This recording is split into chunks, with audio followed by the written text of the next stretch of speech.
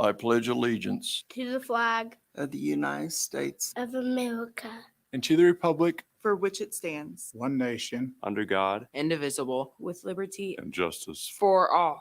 Hey, this is News Rocky coming to you live Monday through Friday, 10 a.m. to 12 p.m. from 80 Broadway, downtown Norwich at the Pie Hop Studio. News Rocky. Hey guys, I just got out of rehab, political rehab, taking on fake news, and we know there's plenty of that out there. So tune in each and every day, get your full complement of all the fake news. We'll drill down on it harder than a pile driver on the WWE wrestling. Hey guys, here it is. It's Wednesday right here. Guess one more day till New Year's Eve. Big events going down here in 2020. 2020, one of the craziest years, I think, most of our memories. You're watching News Rocky, the show that comes to you Monday through Friday, 4 p.m. to 5 p.m. from the Pie Hop Studio. Part of the Helms Media Group project here that's bringing a lot of life to downtown Norwich, Connecticut. They make fun of me for the way I say Norwich, but I'm going to keep doing it.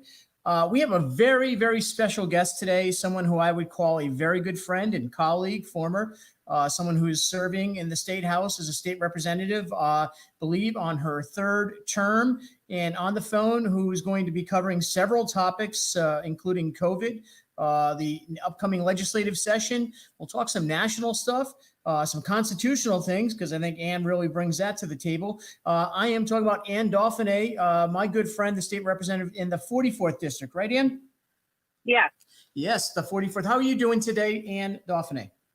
I'm doing great. How are you, Kevin? I am awesome. And you have been on the show earlier on. There's a nice photo, guys, for the folks out there watching the show. And we put up a nice photo of you, Anne. Very pretty picture. It's the one right off your state web page here. Okay. How was your Christmas? It was great. It was very nice. Yeah. Good. You had a good time. So you family around. Obviously, you enjoyed your family, and I hope that everyone was safe, right? Yes, my family are all nearby, and we see them often, so it wasn't an issue to get together with them at all. Okay. So you, as I opened with Anne Dauphinais, you are a state representative, and you serve on what committees now? So this year, I will be serving on transportation, which is brand new to me, public health, which is brand new to me, and I will be serving on children, which I did serve on. Before you repair or replace your roof, we suggest you get 3 competitive bids. Just be sure one of them is ours. Right, we make it easy. We can assist from inspecting your home to bringing you back. And why don't you repeat that, please? And so we'll close out those windows. Perfect. That's my fault. Apologize. Getting all excited over here. But Anne, you said you're on transportation, public health. Public health, and then children's, which I was on my first term, but this time I'm ranking on children. Oh, you're ranking member. Well, congratulations on that. Now, transportation, let's just get it out of the way. Are you voting for tolls in Connecticut on the Transportation Committee? No, I've been opposed to tolls since the whole idea was brought up, and I think what we're going to be facing this session perhaps might be the deal that's being brought forth by Lamont with the other surrounding states, which with regard to raising the gas tax. Okay, so you think that's going to be on the table, and how does a legislator who doesn't want to support tolls, or we'll get into other topics and we'll talk about it, but how do you fight against that when you do not have the majority in Hartford? You know, it's tough, Kevin, and this time we have even a greater majority against us. So it's really, really tough. I mean, the best that we can hope for is that the constituents of those legislatures that are supporting it will come out and speak out, and we'll represent them. All right. So, that's the one way, right? And hopefully they can be heard. And I think some of the impact of, for example, we'll be getting into this show about the COVID issue facing the state of Connecticut and across this country and world. Also, we'll get into forced vaccination. You're a very strong opposition of that. Before we get to that, I wonder if you have any comments in regards to the Louisiana Congressman elect, Luke Letlow, who had died. Now they have now just announced that this individual, he was 41 years old and died of coronavirus as titled under the death certificate. Do you have any comments on that?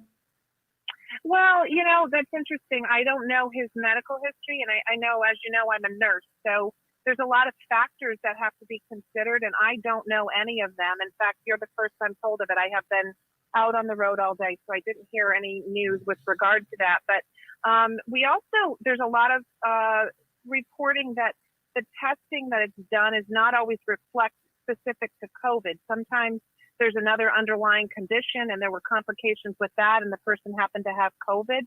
I don't know that either. And we also know that there are a group of people that are more susceptible to COVID than others, and those in particular that have vascular disease.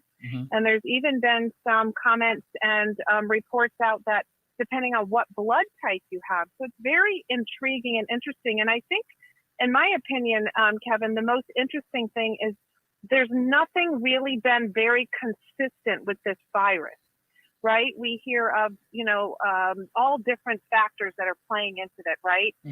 Some states have put a mask mandate on and others have not. And there's no reflection of that. Do you support a mask? Do you support a mask mandate under federal or state law? No, I don't. Okay, so you're strongly against being required to wear a mask. Although, do you have a problem with people wearing masks if that's their choice? Oh, absolutely not. If somebody thinks and believes that masks are helpful to them, I encourage them to do what they choose to do. Interesting. So do you know, as of today, I believe these numbers are correct. Looks like Connecticut has we've had 181,967 as filed cases of COVID, and somewhere around 5,900, almost 6,000 cases of those being determined to have died from COVID. Do you think those numbers represent reality here in Connecticut in the sense of, the COVID, this pandemic?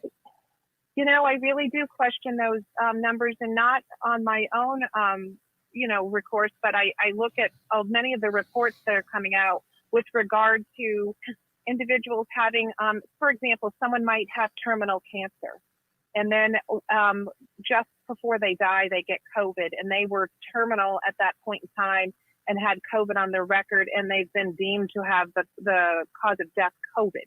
So there's a lot of those kinds of reports coming out. So I do question the numbers and how many people actually died of COVID, right? You actually have to do an autopsy to determine the cause of death. So I've seen some reports where there was a car accident. Somebody died in the car accident and the person happened to have COVID and they called it a COVID death. Are we really here? Is that real? Because, Anne, I got to tell you, I'm into this media sort of sensation here, News Rocky show. And we hear a lot of reports and part of the day, every day, having to study up for each one of these shows. I've seen and read some of these articles. It's a hard time believing that professionals would sign off on something that is being sort of given to them or directed by the federal or state government. You really believe that's the case?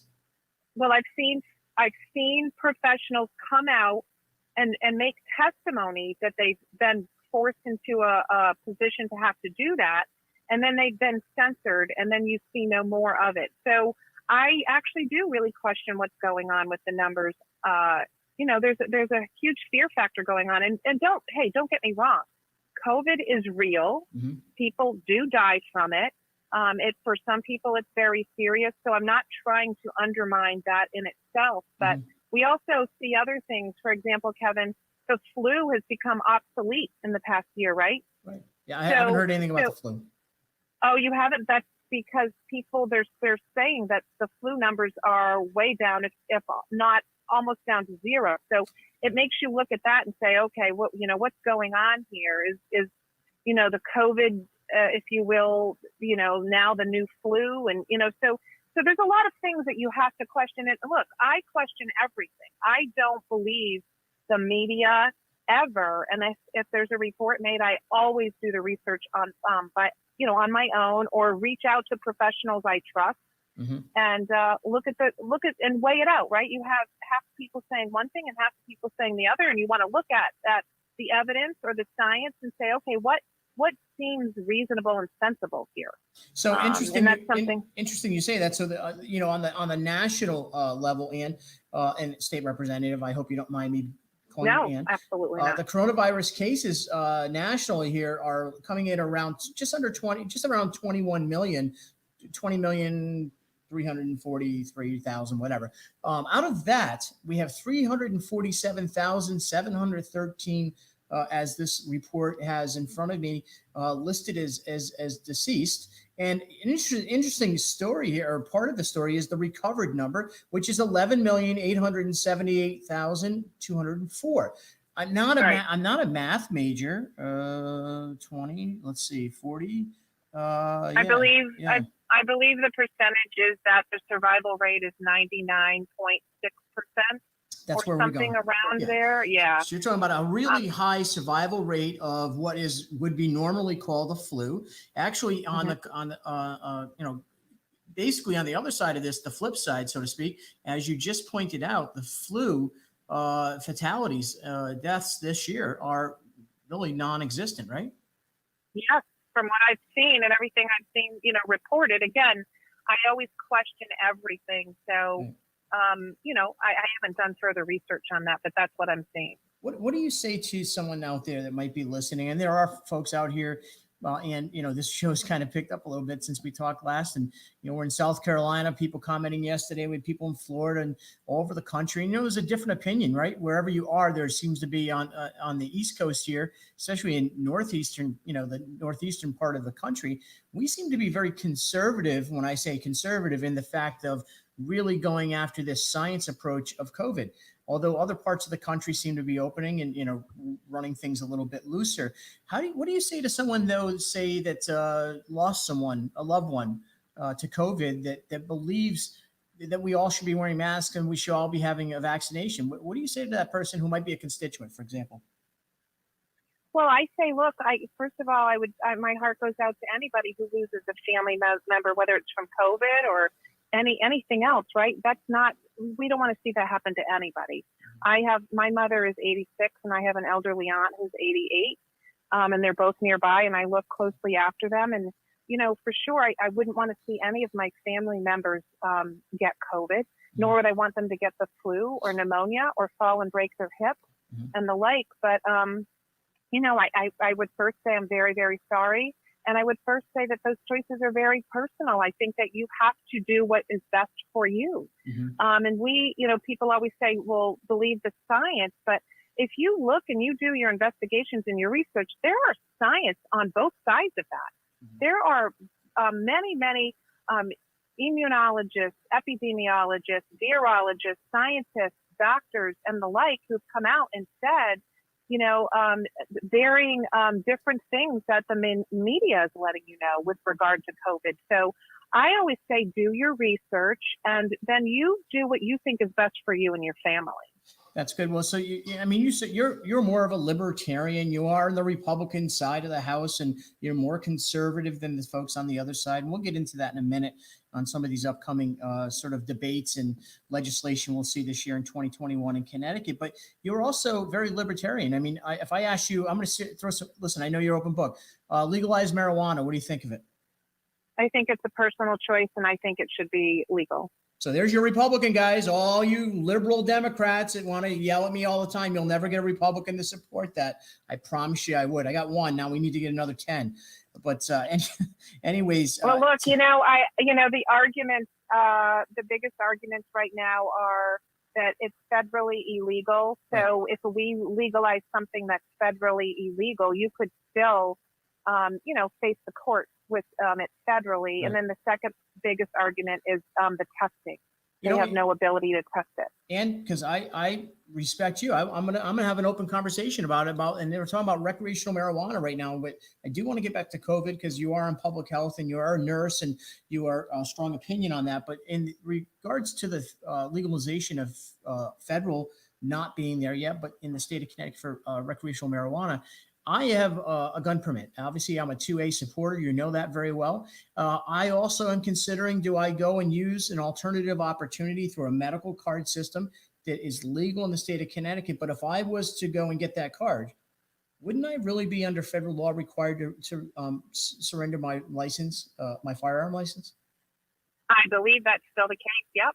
Mhm. And how, I mean, is there any language out there that anyone is talking about floating? I mean, and we'll get into the presidential thing in a minute, but let's admit that we think Joe Biden and Kamala Harris and the majority control Congress is going to push legalization. They already voted on it. They want to send it to the Senate of recreational marijuana. But let's say that it's stonewalled. What do you tell somebody like me as a legislator? What should I do? Should I choose to maybe use medical marijuana to help myself avoid whatever conditions of mental health or whatever? Or should I carry a gun, or should I surrender my gun so I can? What would you say I do? Well, look, I don't advocate for anybody to break the law. And I do have many friends, as you do, that have actually left the state. And that's what we talk about, you walking with your feet, right? Mm-hmm. Each state has different laws, and many people have actually left the state due to various reasons, and that might be one of them. Mm-hmm. So, but that is a federal law, right? So, I don't advocate for anybody to break the law, but I am a supporter on every level that there's no criminal action taken against anybody who would choose to use any kind of marijuana, just like there isn't if you drink alcohol. Right? If you want to have a drink, or you want to sit in your home and have way too many drinks and do the same with marijuana, I think that's your own personal choice. Well, very well. And that's Republican State Representative Anne Dauphinais of the 44th District, giving your opinion. So if you're afraid out there, you live in a district that's too conservative, move up to Killenly and Plainfield area where Anne is, and you'd be able to smoke your weed and have it too. But anyways, moving on to the next one, Anne, we're gonna pepper this at you pretty good here. What do you think of, for example, with coronavirus and some of the vaccinations that were taking place? We got the chance to see Vice President Pence. We also got to see my two favorite, Ann. And if you don't know, I want to break the news to you today. News Rocky is coming out with a cartoon starting in 2021, and it's going to be Twiggy and Baby Arms goes to D.C. And yes, it is Chris Murphy. I like to call him Baby Arms, with Twiggy, State Senator Dick Blumenthal. And we have a cartoon characters that are getting built on these two clowns, and we're going to have every day about a minute to 2, maybe 3 minutes of their antics, getting all wet-lipped and running up to the microphone. So what did you think of those two state senators getting their shots and making a public spectacle out of it? These are really personal choices, and I you wonder, should there be some kind of, I don't know. I take great pride and responsibility in suggesting that anybody do anything. And I think that's what they're doing.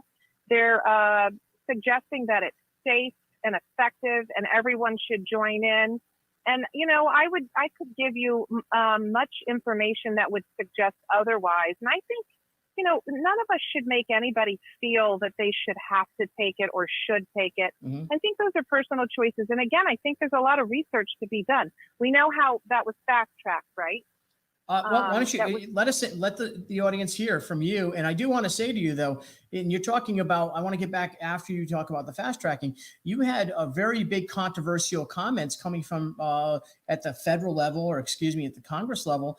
Ileana Omar was criticizing AOC for getting the shot. So you're saying to me it's fine that AOC could get that shot, and maybe Ileana should have kept her mouth shut? I'm just asking. So she was upset that she had it, or she said this medicine should be used. And I give Ileana Omar some credit for stepping out of her comfort zone and criticizing AOC, because AOC, 30-something years old, gets a shot. Again, to me, just about like Dick and Chris, or Twiggy and Baby Arms, it's doing the photo op thing. And I think these, I don't see you as that kind of state representative. So I was wondering what you think about these people exploiting that position to, I guess, maybe look good or a favor from the constituents. Well, look, I could talk for hours about big pharma, media, the impact that big pharma has on media, the money to be made with the vaccine, those that have been given every reason to believe that it's safe. I could talk to you about that. So tell me, listen, Ann, I know, okay, I want to ask you, because you open a door for something. I don't want to, how I get to ADD and I start forgetting things. I want to make sure I ask you. You worked in nursing, and you were involved in big pharma. Is that correct? Correct. And so you had I guess really, you had a crossroads, right, in your career, and what you made some decisions consciously. You know, I got to tell you, I love watching your campaigns. You know, I'm a huge supporter of you, and I don't care if the viewers, you know, this isn't playing one side over the other. I don't agree with Ann on everything, but I agree on one thing, that she's probably the most honest politician. Not even the most honest politician. Will not tell you something that she does not believe, even to her own possibility of losing a vote. And they would attack you during your campaign about you were getting funding, right, from Big Pharma for your campaign this year. Right. So I worked for a pharmaceutical company for about 7 years. I'm a nurse, as you know, and I promoted certain things for Alzheimer's. One was for, also did hypertension medications and osteoporosis medications and the like. So I did work for a pharmaceutical company. So I have some experience with how that's promoted and how that's done. And I also know that the media is, is like the third right in this country, right? They have huge power. And when they advocate for something, there's always, follow the money. I always say follow the money. Most often there's someone making money behind the scenes somewhere with this. So someone's going to be benefiting from it. And look, I just think that there has to be put more emphasis on, choice with the opportunity to have some risks involved, right? So when we take medications, everybody needs to know that. And there's been little emphasis. They've really downplayed the side effects when we don't have any idea what the long-term effects of this COVID vaccine will be. And I'll tell you, I don't know if you're aware of this or not, but they are using mRNA technology in this vaccine, which has never been used and licensed for any other vaccine ever. So this is brand new to vaccines, and we really don't know what the long-term effects are going to be. And I'm just putting that out there. I'm not saying you shouldn't take it. I'm just saying that everybody needs to take these risks, and it has to be a personal choice. And to advocate for something that has risks, I would be a little reluctant to do that. When people have come to me for medical information, I always say, what are you comfortable with? People will say to me, who do you see for a doctor? Who do you recommend I see? I always say to them, what are you looking for? You have to have that fit. We all pick our own doctors, right? Yep. And then when we have something going on wrong with us, we have choices, right? Choices. We have surgery or we don't have surgery. We have chemo or we don't have chemo. We make a lot of these choices. Some people go home and they say, I'm going to try to treat this with this. Might be something more of a natural remedy. And before I take an antibiotic, for example. I mean, we all want to have those choices, and we should all be informed of those choices. But there's a huge push on this vaccine that I really find very concerning. And are you going to take it, Ann? Are you going to take it? I will not. You will not. You'll consciously say no. What if government forces you to take it? I mean, what if it gets to the point where this is a government mandate, to the point where they're going to, lock you up if you don't do it? And, as crazy as that sounds, just this past week, one of your colleagues, Josh Elliott of the 88th District, was standing out in front of the microphone, doing what he does best, and really kind of speaking his mind and basically talking about this upcoming legislative session, supported by the House Speaker, Matthew Ritter. I do like Matt. He's a good guy, always had a smile. But this mandated vaccination and no exemptions is under this proposed law. What are you going to do to fight that, Ann? How do you fight that for the people that don't want that in their lives? I find it interesting that Matt Ritter is pushing it when he has such long family ties with pharmaceutical companies. He's an attorney. And again, I always question things. I always look at where they come from. But this mandate, I will do everything I can to fight against being forced vaccinated. But I find it very concerning. And I know people that have left the state as a result. Mhm. And I think it's going to go far beyond the religious exemption, which, as you know, is what's being put on the table, right? Yes. So imagine if you were a Actually, Muslim this proposal, no, this is, well, no, this is going to be a school mandate. One of the topics they're talking about is a school mandate and no religious exemptions. And this is for all public funded schools and another subset of funded schools. But this is what was talked about from your colleague, Josh Elliott, who is, he used to wear those toe shoes, right? Remember, he used to wear those shoes with the toes. He was the worst dressed state representative I ever worked with. In fact, to the point where it was disrespectful to all of us. And didn't he bring a dog in or something? Wasn't he fighting the dog rule or something down there?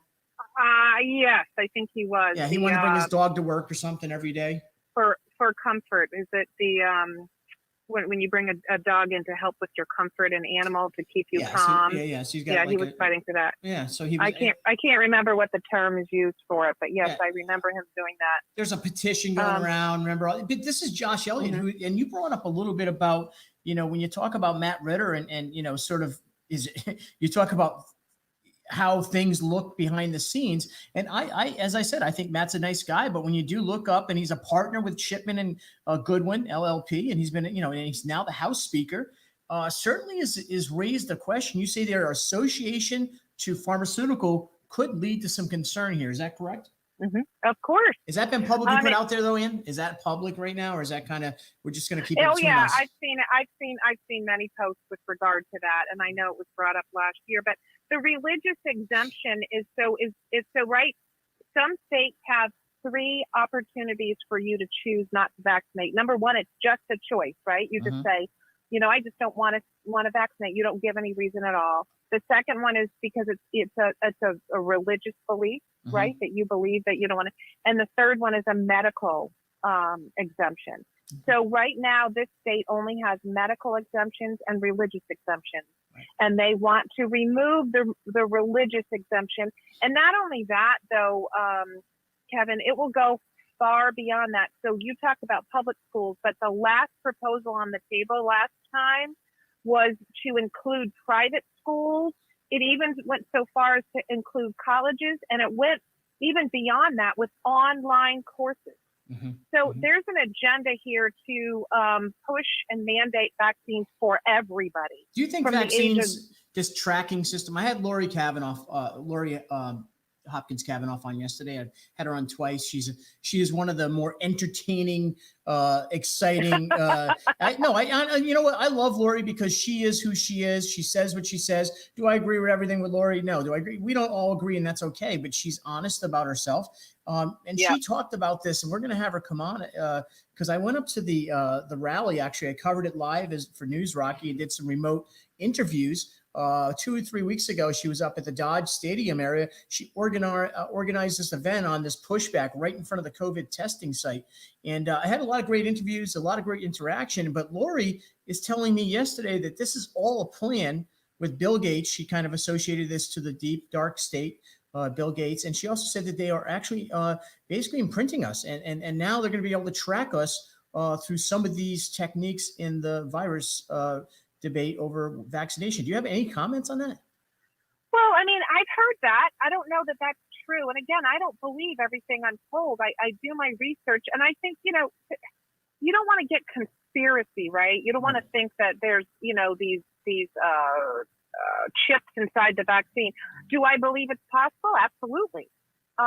Do I know it to be true? No, I don't. And I absolutely believe that there's an agenda here to vaccinate every human being. And it's very concerning. So probably much of what Lori brought up were things that have been, going around. I find it interesting that none of that was on the public media, right? I didn't see that on any of the news channels that she was there. Yep. So do you see what I'm saying about the media controlling?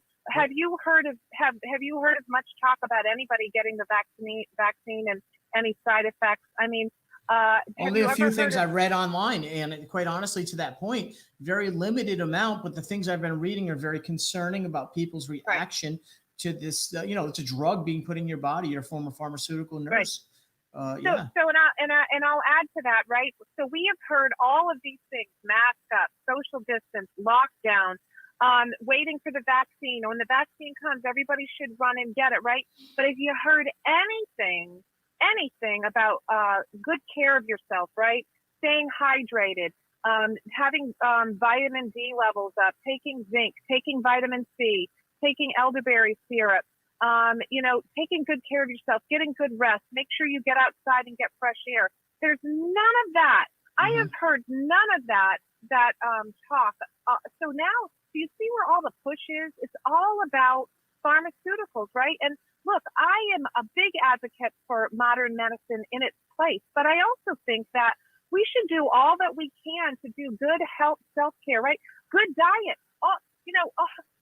People are obese. They smoke. They drink too much. They don't exercise. There's been no talk about that. Imagine, that if you eliminated all those factors, how many less people would get sick with a lot of these things, or how quickly they would recover if they had better, took better care of themselves. But it's all about pushing pharmaceuticals as a cure for everything, right? And we're at the brink now where all you hear on the news is the vaccine is going to save us. Let me point out a few things about the vaccine. Please. There's been nothing that, from what I've heard from all reports, it is not going to prevent you from getting the COVID virus. From all reports, it's not going to take away the symptoms, right? So you are going to still have symptoms; they'll just be less. From all reports, it's not going to prevent transmission, right? So and then the last thing is they're saying that you should still wear a mask and social distance. So please tell me what the benefit of this COVID vaccine is. And again, I'm going to point out that this is new technology, the vaccines. It's mRNA technology. We know nothing about the long-term effects. It's very concerning. And I'm going to just say one other thing, Kevin, and I bet you most of the audience doesn't know this. And I wanted to know what they would think about a product that was sold on the market that had no liability from those that make it. So, for example, if you went to a company and wanted to buy a car, you're going to go purchase a brand new car, and the guy said, "Oh yeah," and then you said, "Oh yeah, everything's working right? So the brakes work." Oh, I don't know. Well, you'll cover it if they don't. Oh no, we don't cover that if the brakes don't work. So you go out and you take this car and you go on the road and your brakes fail, and the company has no liability. Tell me one product, just name one on the market that the company that makes the product has absolutely no liability for injury or death from the product. So Just this, please name this one. immunity in the fact of being able to go after the manufacturers or anybody, wasn't this signed off and endorsed by this administration, Donald Trump, the outgoing president? Nope, this has been going on since 1986, actually under Reagan. But this, and I understand, Ronald Reagan, the favorite Republican we all had in our dreams. Yep. But let me ask you, though, Ann, to that point, Donald Trump could have stopped that this year because that was a conversation out there. But, I'm wondering that he's been painted such a picture of a bad guy. Maybe he just didn't want to get in the way of this one. I don't know. Well, I don't know. I didn't hear a lot of talk of that. And I think, he had so much going on his first term, and I think he was looking forward to a second term. And we know where the direction that's been going in. But I think that, there was a lot of things he still put on the agenda. He did say many times he did not think it should be mandated or forced. And I believe he spoke out with regard to that with vaccines. But now, so just let me add on to that. So what happens when people take a vaccine that it causes injury or death to their child or to anyone? They bypass the pharmaceutical corporate companies because they have no liability, right, for death or injury. Sure. And they have to go to what we call a kangaroo court. It's the federal court, right? They have something set up. Okay. I believe the latest number is almost $6 billion has been paid out in lawsuits. And let me just point this out. There are thousands of people waiting for their day in court that have gotten nothing from injury and death for vaccines. So I would say, and do you know who pays for that? Taxpayers? The taxpayers. How do we pay for that? Why do we pay for it? Because it's federal, right? Our tax dollars go to covering that. So, ask Chris Murphy, Blumenthal, Ortez, and all these people that are getting out and boasting about the vaccine. Ask them who's going to cover liability of injury and death. And if we are forced to take it, whether it's to go to school or whatever, who is going to take responsibility for that, right? So right now, when you go to take a medication, you read the back of the bottle and go, oh, geez, I don't want to take that. I don't want to have this, this, and this. I think I'll pass, right? Yep. And you decide you're not going to, but now you're going to be forced, and it's going to read all of these possible adverse effects, and you're going to go, oh, man, and you're going to go, oh, no, I don't want to take that. Oh, no, you have to.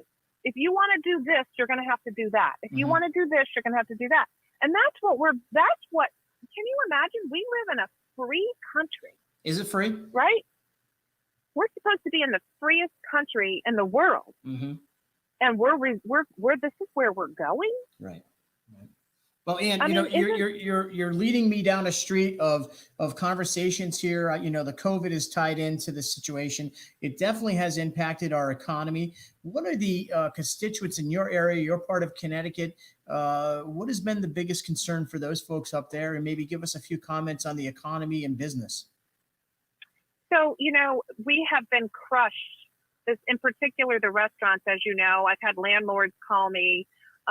Most recently, the biggest one was the restaurant. So I had several restaurants call me. So I don't know if you know it, but initially when this whole, you can only allow so many people in at a time, and they made all these rules, right? These arbitrary rules, which, by the way, right? You couldn't get an alcoholic drink without eating food. Well, so how does that protect you from COVID? You couldn't eat after 9 o'clock, right? All these rules that were just arbitrary. COVID comes out after 9, so you better hurry up and finish before 9. Or if you're drinking a glass of alcohol, you can get COVID, but if you have food with it, you won't.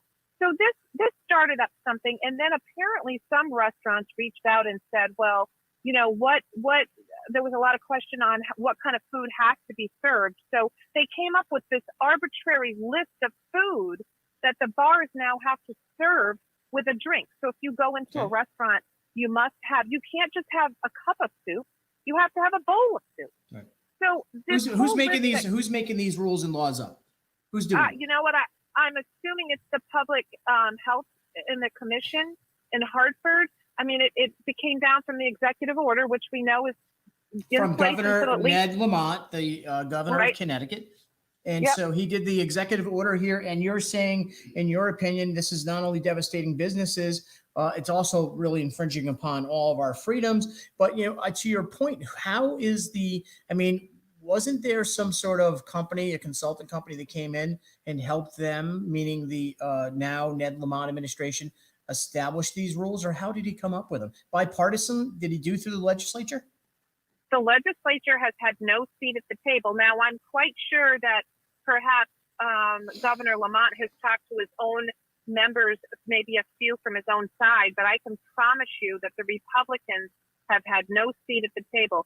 If he's spoken to any of the Democrat legislators, I don't know about that, but he's in complete control of this state. Complete. He can make any rules he wants and make any orders he wants until February 9th. And we're very concerned what if he had, and to that point, this is a very valid point, and to the listeners of News Rocky, this live show that comes to you from the Pie Hop Studio, 80 Broadway in downtown Norwich, partners with the Helms Media Group here, News Rocky, bringing it to you Monday through Friday, 4 to 5. And in that same vein, with this executive order ability, what if this governor decided tomorrow that I want to get rid of all handguns? I want to collect all handguns in the state. Could he establish that law? As I understand it, he can. He can make he has carte blanche power right now. He is like a king. What about budgets? He can make anything. Really? As I understand it. Now, please, callers, if you find out differently, I'm always open for scrutiny. I mean, I'm not, but as I understand it from my legislator friends and from what's going on, he can make any order he deems necessary, and he can put it under the guise of safety, right? So, again, I just pointed out some arbitrary things. Having a drink without alcohol makes you unsafe, but if you have some food with your alcohol, you become safe. I mean, think about that, right? if you go down an aisle, but you pass somebody, even though you're 6 feet away, that's, you can't do that. You can go to a big Home Depot or Lowe's, no offense to either of them, but you can't go in church. And there's all these separate rules for, there was for a time there you couldn't get your hair cut, but you could go to the dentist. So do you think, what is the purpose behind, do you think there's more, do you think maybe, for example, do you think this governor, Ned Lamont, I honestly will tell you, he's definitely an improvement from Governor, Danny Malloy there that none of us could stand. I know that, quite frankly. I used to hate being in his presence, but at least Ned Lamont seems approachable. Do you think he's just getting steered in this direction? He really doesn't believe he's trying to hurt people, or what do you think? I think that, it goes to government knows best. And he thinks that he knows best. He has his entourage around him, and they know what's best for us. Now, it takes, again, it goes back to whether you believe in very small government or you believe that we should be going to the government for everything. And so I think that he's in the bucket with the people that believe that they need to decide how to keep us safe, and they need to decide how to make all these decisions for us. And we no longer make those decisions, and it's all in the guise of fear, right? People are petrified. And when you listen to the news, that's all you hear about. You hear about these numbers and the deaths and what happens. And so nobody's really putting it in perspective. Nobody's putting it in perspective. It's all this fear mongering. And again, I don't want people to think that I don't think that this can be serious, in particular for some people. But there's a lot of things as a nurse that I know can be serious for some people.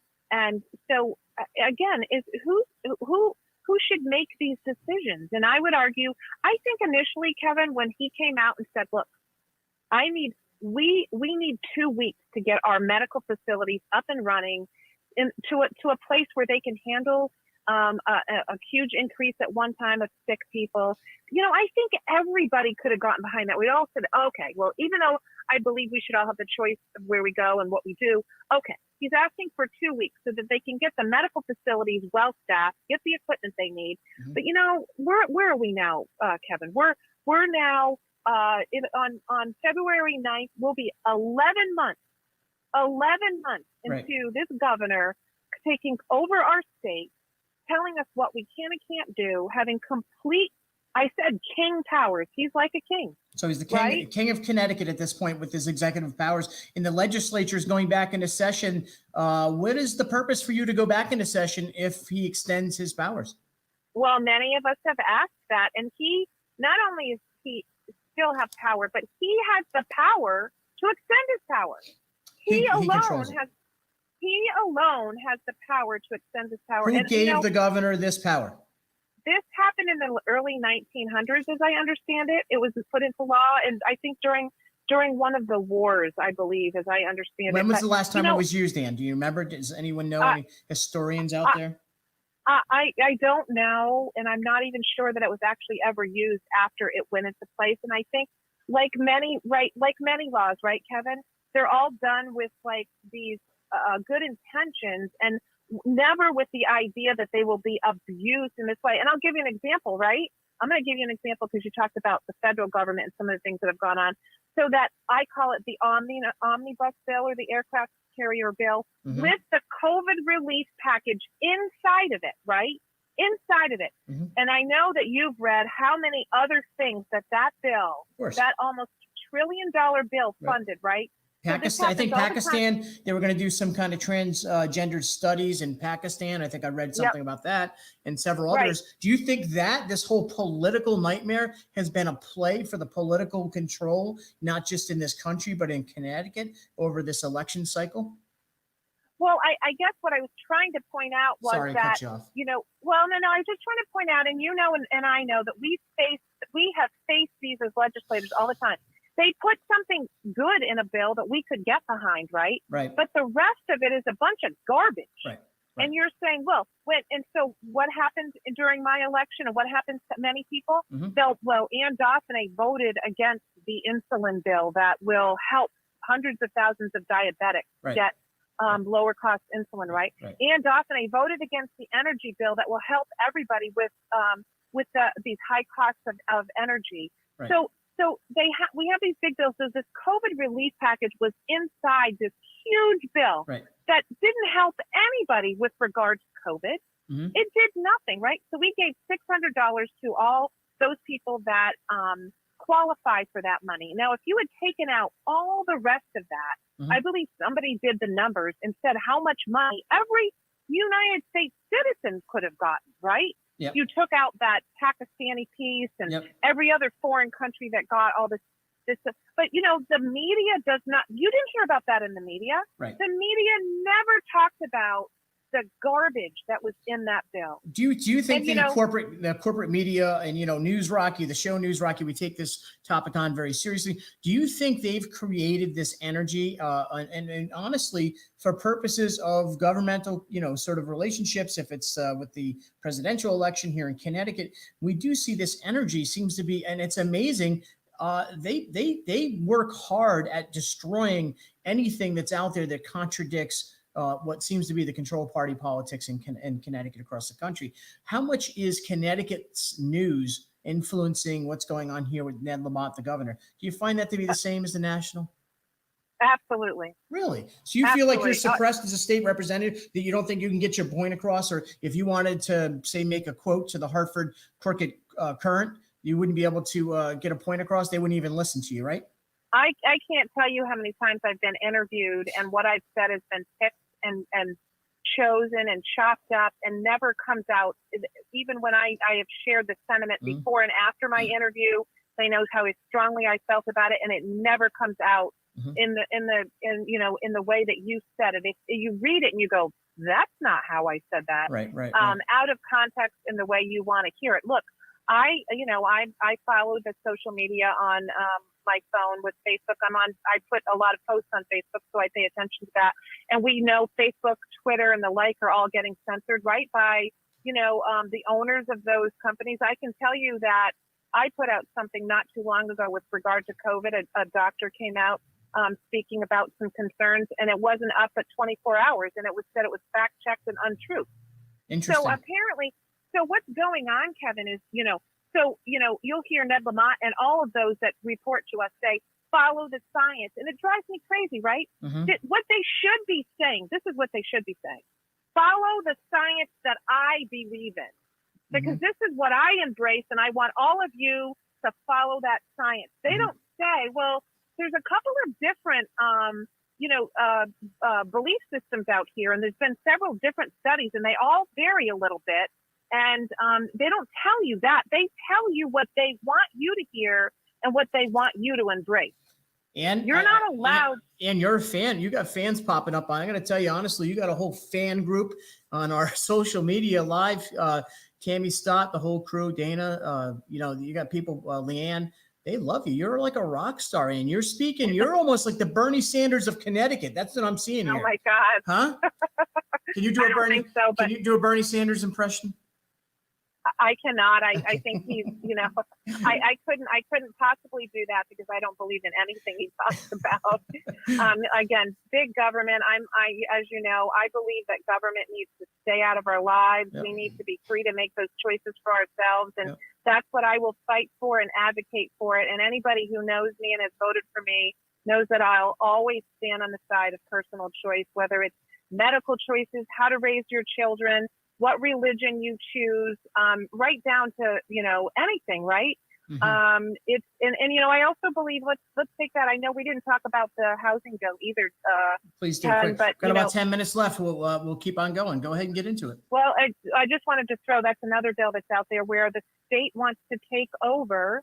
They want to take over our ability to, as a community in our own towns, decide about affordable housing choices. And literally, they'll be designating our property in our own towns for that. So going back, I was just using that as an example from big government to small government, right? I believe that government should be out of our lives, to the 99%, but when there is, it should be on a very small level. I don't believe in regionalism. I believe that communities and towns should be making those decisions because we all know, I don't know how many of you out there have met the president, but I haven't. And we all know how hard, I can tell you that many of the people that are probably listening now struggle to see their senator and struggle to see their representatives. Now, I put myself out there and I'm available, but it's hard. So the bigger the government gets, the harder it is to reach, right? Right. So we all want to make our own choices, whether it's medical choices, whether it's whatever it is. And I believe that government should be staying out of those, and that's not the direction Connecticut's going. And God forbid, when if Biden steps into this seat, we're going to be faced with a lot more restrictions and a lot more less freedoms, and it's very concerning. And I feel like I want to go get my musket and put on my Patriot hat and go march. I'm not being. You're an inspiring. I got to tell you, when I was able to sit back and reflect on my time serving, as you heard in the intro, I'm in political rehab. Not doing that good at it. But when I got to serve, one of the people I met who did not change the entire time. It didn't matter how dressed up you were or how you were out knocking on doors. You were the same person. So I appreciate your honesty. And I think the controversy here that we're getting into was really about the coronavirus, the choices. You're all about choice. And really, honestly, if someone chooses to use a vaccine that is maybe, to your opinion, not trusted, you still support them, but don't mandate me or anyone else to have to. That's what you're saying, right? Absolutely. I mean, look, I didn't say marijuana was good for you. I didn't say that vaccines were bad for you or good for you.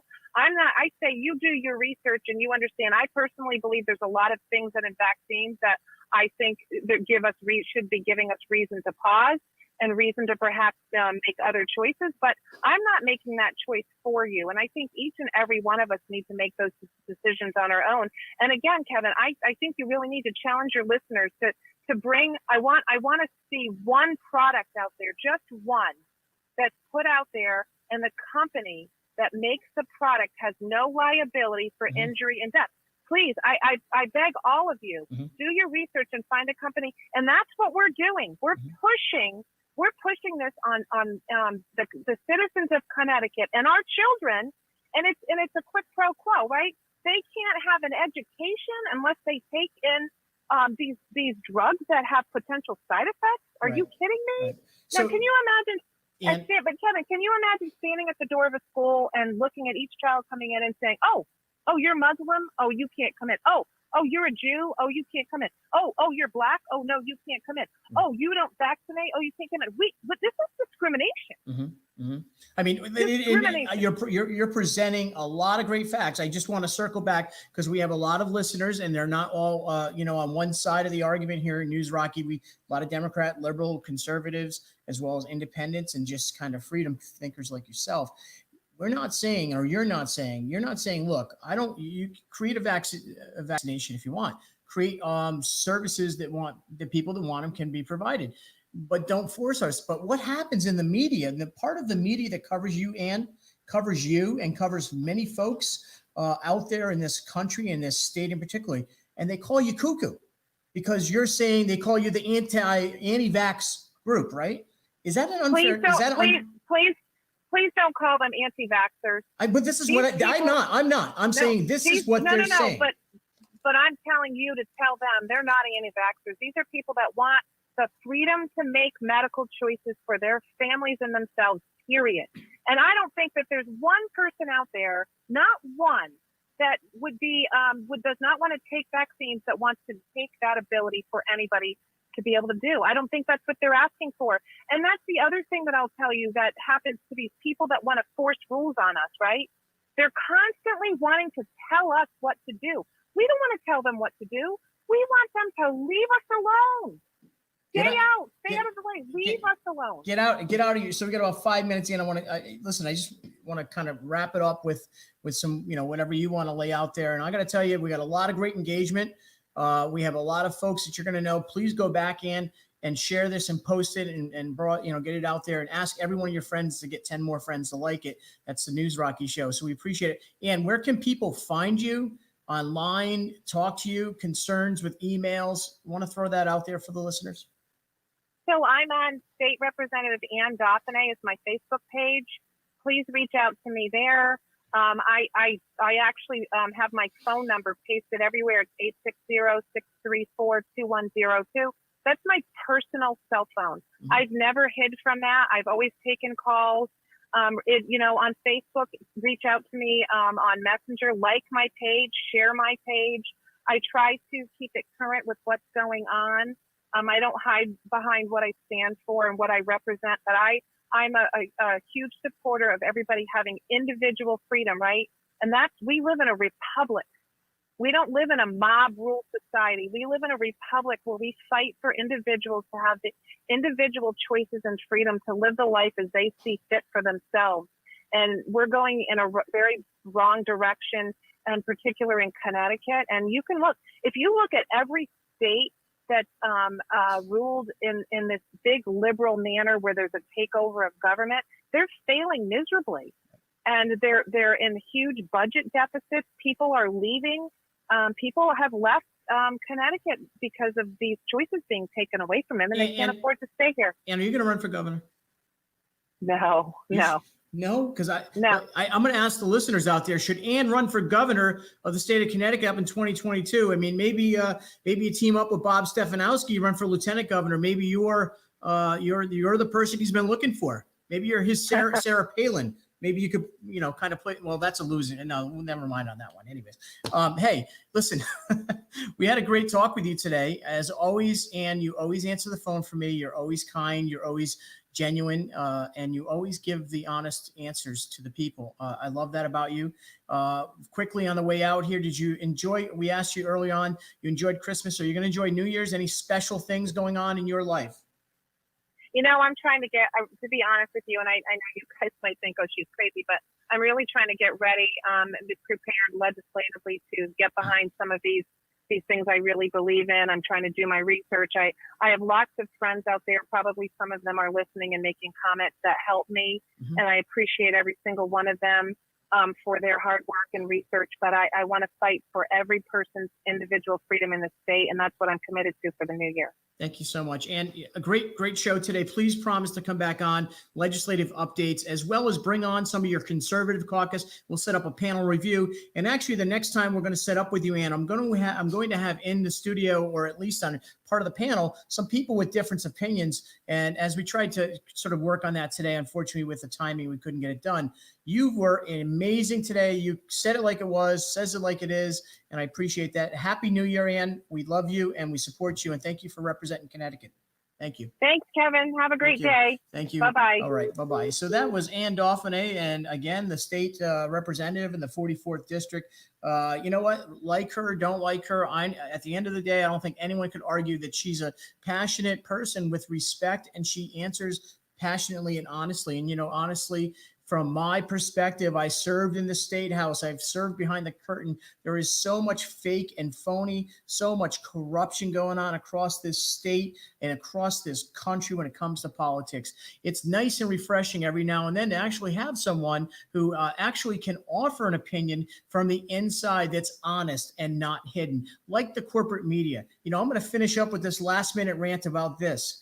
About a minute left, I think, before the show ends. CNN, CNBC, CBS, PBS, any of the Bloomberg, all the other New York Times, Washington Times, each and every one of you corrupt corporate media outlets. What you just heard from the state representative in the 44th district is that you love to suppress the actual information, or at least additional information. You might put out bits and pieces here and there, but you know what you do at the end of the day? You control the conversation by controlling what you provide to your viewers. And you know what that is? That's the most corrupt part of the First Amendment that exists in America.